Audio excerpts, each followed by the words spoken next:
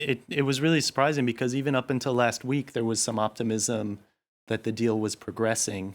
There was some curiosity or uncertainty about whether the deal would actually address the core concerns of the unfair trade practices that China uses to create an unlevel playing field for foreign companies, or whether it would just be that Trump would just try to pocket some quick win in terms of the trade imbalance. Right now, it's really hard to make sense of the American position more than anything. I think Is it though? in negotiating with China, the Chinese negotiating strategy is always to negotiate everything until the last minute, and then right before you sign the deal, renegotiate everything. That's known. No one. This isn't a surprise to anyone. But the U.S. has a strong hand these days. The economy is doing very well.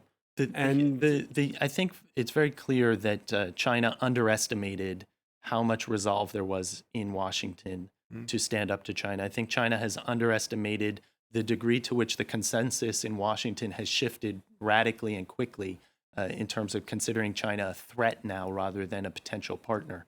And so I think for sure that the U.S. has a strong hand. At the same time, no one wins a trade war.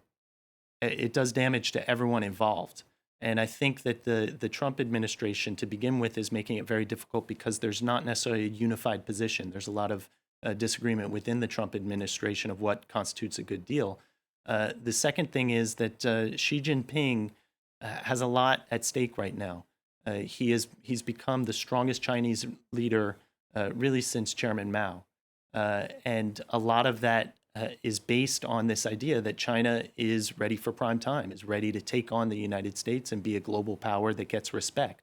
So when everything is riding on that, and when you're the only one who is responsible for the outcome, it makes it very hard to back down and makes it very hard to be humiliated in this way. And so instead of doing this sort of thing in private or trying to iron out the wrinkles privately, doing it in this very public way makes it very hard for the Chinese to make concessions. And all of that means that the damage that's going to be done to both sides will continue.